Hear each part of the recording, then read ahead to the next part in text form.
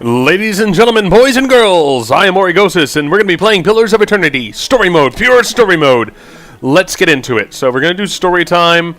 Let's see, story time mode is for players who are more interested in exploration and story development than the challenge of combat. That's me. That's me. Some games I want to challenge, other games I just want the story.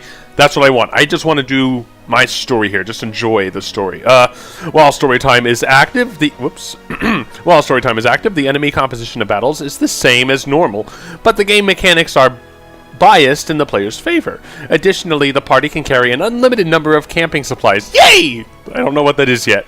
All right, let's do it.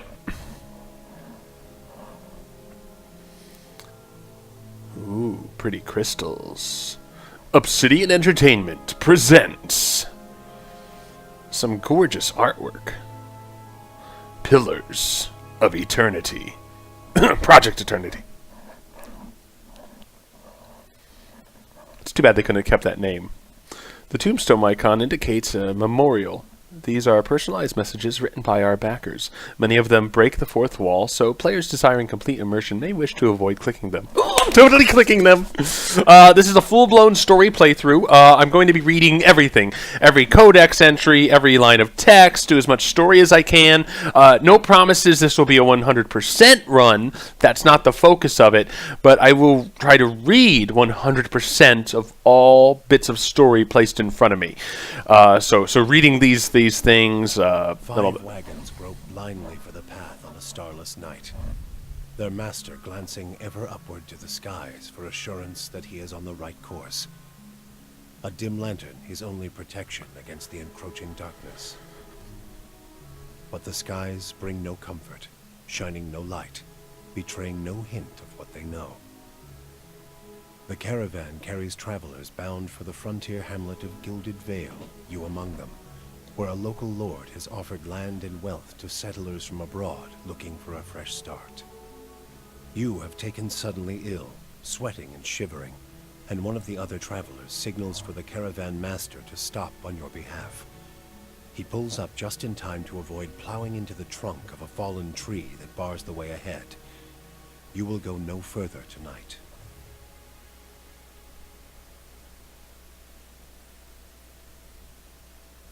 Alright. Oh, I have to get done. My apologies. I was trying to set a timer over here. I've already messed up my own first recording. Alright, there we go. So, I have a bad feeling that's going to be noisy as hell when that goes off, but just wanted some kind of timer there. Oh, we got to make our character. Alright, let's make me. I tend to like to make female characters. You know what? We already got story here. We could have a lot of reading to do here. Actually, yeah. We're going to have a ton of reading in this first episode just in character creation. So, for anyone who doesn't want that, I will eventually, once I get beyond character creation, I will post a thing somewhere that lets you skip straight to the game actually beginning. But heads up, I don't know how long this is going to take. We're probably going to have a few episodes of just reading all this stuff here in character creation. Male. The place of men in society varies from culture to culture. Cultures like Adia. We're going with that until I hear it say it otherwise. Sorry. And Direwood. Place them at the forefront of military politics and heavy labor. Among the tribes of Nasitak, men perform many of the homesteading and organizational duties. In Air Glanfath and... Oh, Jesus! Ixamital? It's like okay, words. Men and women have more fluid social roles in all societies. There are exceptions to the rule, and men can be found in a wide variety of stations and professions. Okay, female. A woman's role in Eora is largely dependent on where she is from. In the Adia Empire, Valain Republics, and the Direwood, women occupy many domestic, educational, and organizational roles. They are the primary hunters, soldiers, and leaders of the tribes. Of Nasitak, in Air Glanfath, and Ixamital, women and men have more fluid social roles. In all societies, there are exceptions to the rule, and women can be found in a wide variety of stations and professions. Okay, so I'm making a male. Let's do next. All right, humans. Humans, commonly called folk, are the most common race in the Direwood. The Aedia Empire, Old Valia, looks good, and the Valian republics. Though not as large as the towering Amua, humans are known for their strength and willpower. Resolve +1, might +1. Amua.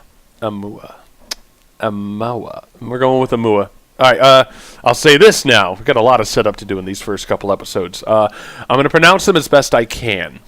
And I know I'm going to be ruining some of these words, and I apologize. Until I hear it said in voice acting, or I try to look up on YouTube or somewhere how these are pronounced, I'm going to be ruining the words, and I apologize. Alright. Amua. The mighty Amua are the largest of the Kith races and are commonly found in or near oceans.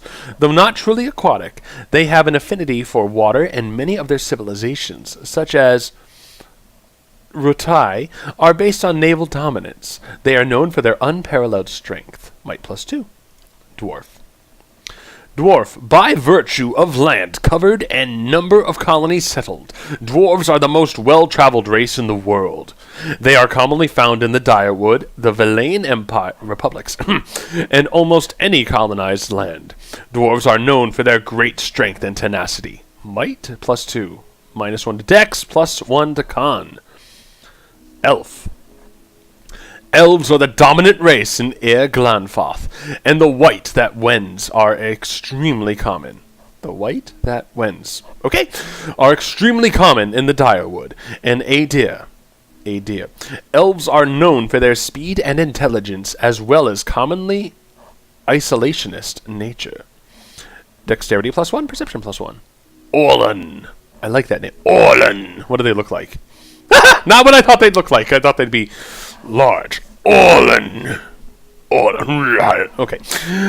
Orlans are the smallest of the Kith race. Smallest, too. Wow, I messed that up, huh? Though many cultures don't consider them to be civilized at all. Also notable for their large ears, two-toned skin, and hirsute bodies, Orlans are commonly found in Air Glanfath, the Ixamital plains, and parts of the Direwood. They are known for their mental insanity. Insanity! I'm going to go insane with these words. Not that word, the other words, like Ixamital. They are known for their mental intensity and sharp senses. Resolve +1, might -1, perception +2. Godlike! Look at that guy. Wow. The godlike are children of the Kith, civilized races, who have been blessed with physical aspects associated with the gods, though some do not consider it a blessing. These aspects may take many forms and often come with mystical powers. Aberrant head shapes are typical and godlike. And godlike, it's not a description, it's a noun, are unable to wear protective headgear, as it is near impossible to find anything that fits. Because of their unusual nature and their inability to reproduce, godlike are often viewed with fear and wonder. Dexterity +1, intellect +1. Wow! That just sounds fun. Culture, appearance. Let's go with the godlike, just because that sounds very interesting and fun to play. Death godlike, fire godlike, moon godlike, nature godlike. Okay. Whoa. Like a void where his face is. Fire god, moon god. Wow, neat. Nature god. Ah, standard-ish. Alright. Death godlike. Death godlike are the most distrusted of their kind. Strange growths cover their eyes, or in some cases, entire face, giving them a sinister appearance. The growths are transparent for the godlike, but opaque from the outside, hiding their features. Death godlike are commonly killed at birth because many cultures consider them to be harbingers of doom. Death's usher. When death godlike attack an enemy with 25% or less endurance, their damage is increased. Ooh, powerful. Fire. Fire godlike. The bodies of fire godlike often resemble hot metal, burnt wood, or stone, with harmless flames that erupt from the cracks in their skin. Fire godlike are objects of both reverence and fear in the Dead Fire Archipelago. I never learned how to pronounce that word. I'm going to need to. Many locals believe they have the power to awaken volcanoes, or that killing one will cause a volcano to awaken in the Direwood. Fire godlike are often seen as a sign of the blessing of Magran, goddess of war and fire. Battleforged. When reduced below 50% endurance, fire godlike glow like metal in a forge, gaining damage reduction and doing a small amount of fire damage to any creature who hits them in melee. Moon godlike. Moon godlike are the most tolerated of the godlike. While their skin tone and a large moon-like growth on their foreheads may be strange to some, their appearance are generally considered more palatable by the other kin. Sailors have many beliefs about moon godlike and their propensity to bring luck. Though there is little agreement as to what kind of luck they tend to bring. Silvertide. Every encounter when reduced below 75%, 50%, and 25% endurance. Moon godlike generate waves of healing moonlight that restore endurance to them and their allies. Oh! I love healing! I might just go with the moon. I think they have the most interesting face of all of them. But it's not my speed, it's not my style. The fire is definitely more my style than nature, maybe death. I like. And the moon, it's cool, but it's not for me, the look, but that ability, that's my speed. That's what I like. All right, nature godlike. Nature godlike appear to be a fusion of human and animal features, often covered by plants, moss, or fungi. This has led to the common stigma that they are diseased, and many are killed at birth because of it. Many druidic orders have a keen interest in nature godlike because of their general curiosity as to how souls occupy animals, plants, and stones.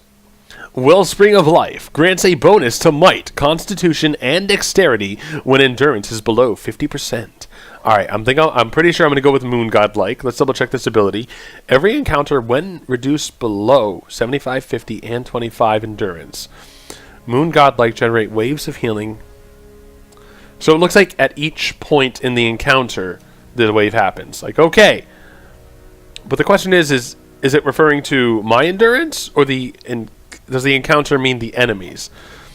I suppose that's a bit of the vocabulary I don't understand just yet. Endurance. Endurance represents a character's short-term survival. We'll read into that stuff later. I don't know. Yeah, I'm going to assume it means my team. Because if I'm at full health and I reduce the other team to 75% health, 50% health, 25% health, and then I get a heal, I mean, it does make sense for me to get a heal as I kill the enemy. But it sounds more useful that I would get heals as my health is reduced. I'm going to go with that. I think that's it. So we're going to go with this guy. Alright, what's next? Did I mess something up? Oh! That's cool. Do we want a big beastly guy? Little Orlin guy?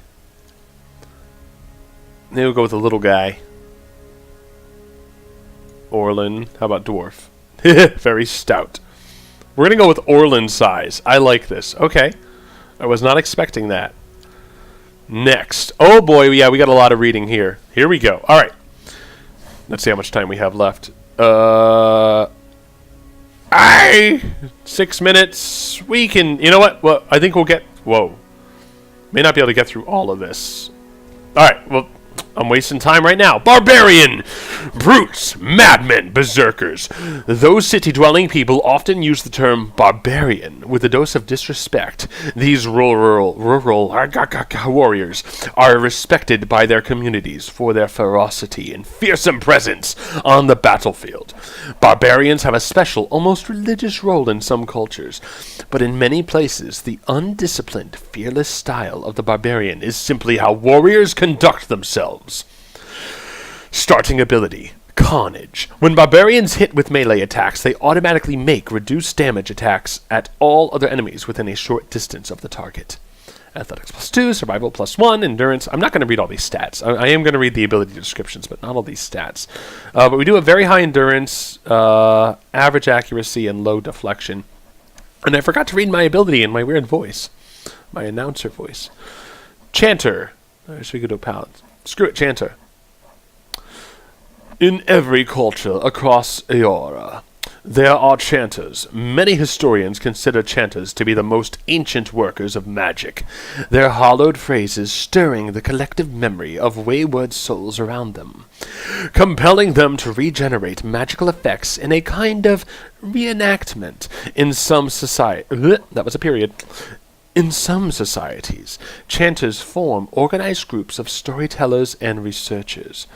But in most parts of the world, they are just a time-honored part of local folk traditions.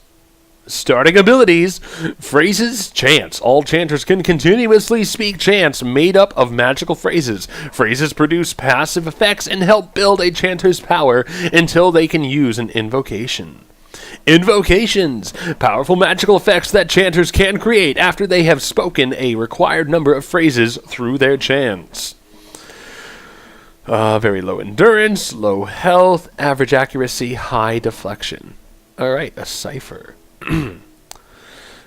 Cipher. A recent discovery in the Eastern Reach. Ciphers were once called... What the hell is that word? Brishwalgrin. Brishalgwin. Mind hunters. By the Glanfathans, ciphers have the ability to directly contact and manipulate another person's soul and psyche, using an ally's or enemy's essence as the focus of their magic. Though most ciphers are still found in the Eastern Reach, practitioners of the techniques have spread throughout the known world. They are gaining acceptance over time, but are generally distrusted, especially by the uneducated. Starting ability, powers. Ciphers can directly target allies and enemies with powerful soul-focused effects. These powers cost focus, which ciphers build through the use of their soul whip. Stealth, lore mechanics, very low endurance, low health, average accuracy, and average deflection. Druid. Animists at heart, druids tap into the spiritual power that flows through the simple living things of Eora. Plants, animals, and sometimes even living stone. While not necessarily religious, druids do have a reverence for the natural world and a keen interest in the understanding its mysteries. I messed up my commas, sorry. In most cultures, druids are understood as a sort of primal magician. But among the Glanfathans, Nasataki, and many rural cultures, they may have high positions of influence and authority. Starting abilities. Spirit shift. All druids have mastered one animalistic form. These forms give the druid strong melee abilities and grant an additional power while the druid is shifted. Spells. Druids have access to a variety of offensive and some support-oriented spells. Every 2 levels, druids automatically gain access to an additional set of spells. Initially, their spells can be cast a limited number of times per rest. As druids gain power, their weaker spells eventually shift to per-encounter use. Nice. Endurance very low, health low, accuracy very low, and deflection is average. Alright. Fighter! Let's see what we got here. 1 minute to go. We can get through Fighter. Fighters form the front line of disciplined armies across the Eastern Reach. Though they are most commonly found in cultures with an organized martial structure, fighters can also be encountered as wandering mercenaries, bodyguards, and other types of sellswords. The common element that unifies the fighters in their heavy focus on endurance and melee defense. I feel like I read that odd and made it sound odd in my ears, so hopefully it didn't. Sorry if I did. Starting ability. Starting ability.